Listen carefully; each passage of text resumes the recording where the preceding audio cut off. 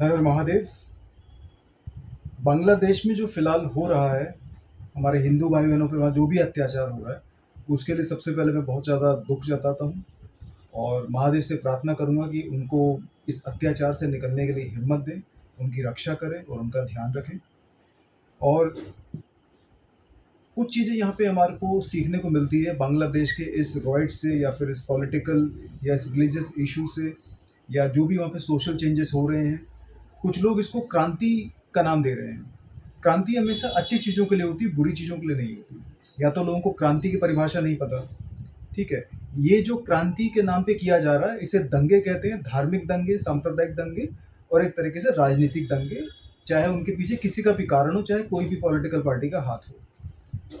अच्छा, एक चीज़ यहाँ पे ये सीखने को मिलती है कि शेख हसीना को किसी भी देश ने, करीब इस धरती पे दुनिया में 56 से 57 मुस्लिम देश हैं, लेकिन किसी एक देश ने, मुस्लिम देश ने भी शेख हसीना को पॉलिटिकल असाइलम या अपने देश में पनाह नहीं दी। इससे ये पता चलता है कि मुस्लिम देश जो एक कुरान या एक अल्लाह को मानते हैं, ये कितना उनको मानते हैं और कितना ये कुरान को समझते हैं।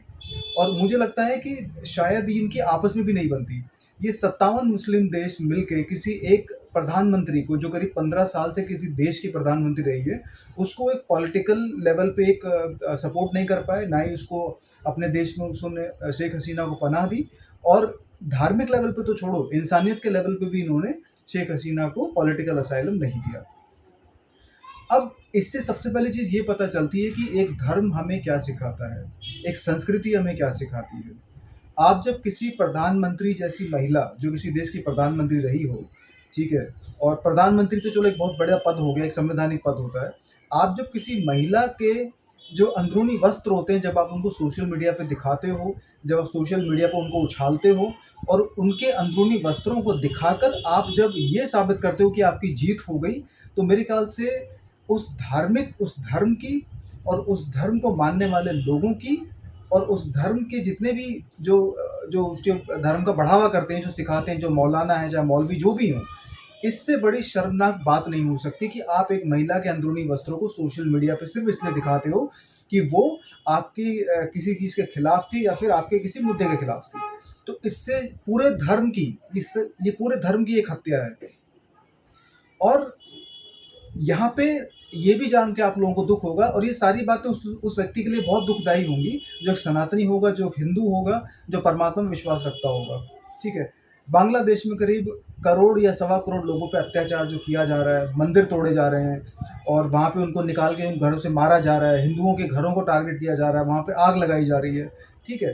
तो कुछ लोगों को हिंदुस्तान में लगता होगा कि भाई भाई हमारी जो मौजूदा सरकार है उसका ये फेलियर है, या मोदी जी का नाम लेके कुछ ये भी कहने की कोशिश कर रहे हैं कि मोदी जी की वजह से बांग्लादेश में ये बदलाव हुआ है, फिर ये अत्याचार हो रहा है। तो ये उन लोगों के बयान हो सकते हैं जो ना तो सनातनी हैं और ना पूरी तरह मुस्लिम हैं। और ये लोग सिर्फ़ सेक्युलर के नाम पे देश को या कुछ कुछ लोगों को, जिनको समझ नहीं है अपनी, उनको भड़काने की कोशिश करते हैं। तो ये लोग ना तो प्रॉपर पूरे तरीके से हिंदुस्तानी हैं, ना ये लोग सनातनी हैं, ना लोग ये हिंदू हैं। तो इन लोगों की आत्मा तो पूरी तरह बिक चुकी है, इन लोगों का ज़मीर जो है वो मर चुका है, इन लोगों की बुद्धि भ्रष्ट हो चुकी है, इन लोगों को सिर्फ़ ये दिखता है कि कैसे किसी अपॉर्च्युनिटी या किसी अवसर का फ़ायदा उठा के पॉलिटिकल लेवल पे या सोशल लेवल पे अपना उल्लू सीधा किया जाए। बांग्लादेश में करोड़ों लोगों की ज़िंदगी दाँव पे लगी है, उससे इनको कोई फ़र्क नहीं पड़ता, ठीक है? बांग्लादेश तो बहुत दूर की बात है, चलो वो तो एक पड़ोसी मुल्क है। हिंदुस्तान में भी ऐसे लोग लाखों, करोड़ों लोगों को या हज़ारों लोगों की ज़िंदगी खतरे में डाल देते हैं, इनको कोई फ़र्क नहीं पड़ता, चाहे वो कोई भी पॉलिटिकल पार्टी हो। ठीक है? और मुझे पॉलिटिकल पार्टी का नाम लेने की ज़रूरत नहीं है। इसलिए कम से कम मैं इस विचारधारा को पूरा सपोर्ट करूँगा कि जो भी विचारधारा जो सनातन धर्म को सपोर्ट करती है, जो हिंदुत्व को समझती है और हिंदू विचारधारा को सपोर्ट करती है, मैं उस विचारधारा के साथ हूँ, चाहे वो कोई भी पॉलिटिकल पार्टी हो।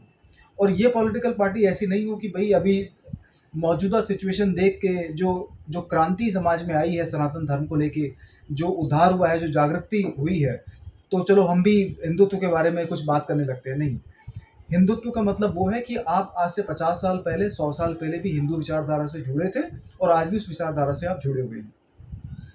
और यहाँ पे हमें कुछ चीज़ें और देखनी पड़ेगी कि अगर किसी समाज में जब किसी ऐसे धर्म को माना जाता है जहाँ पे औरतों को सिर्फ़ एक सामान की तरह इस्तेमाल किया जाता हो, जहाँ पे औरतों की कोई इज़्ज़त ना हो और जहाँ पे लोगों का कत्ल करना अपना एक धार्मिक अधिकार माना जाता हो या आपको अपना धर्म लगता हो कि तलवार की धार पे अपना धर्म फैलाना हो, तो ऐसे धर्म और ऐसे धर्म को मानने वाले लोगों से बने हुए समाज का कुछ नहीं हो सकता। ऐसे समाज का पतन ही होता है और ऐसे समाज को तलवार की धार पे, ऐसी विचारधारा को तलवार की धार पे कुछ समय तक फैलाया जा सकता है, लेकिन ऐसी विचारधारा को इंसानियत कभी स्वीकार नहीं करेगी क्योंकि इंसानियत अपने आप में एक विचारधारा है।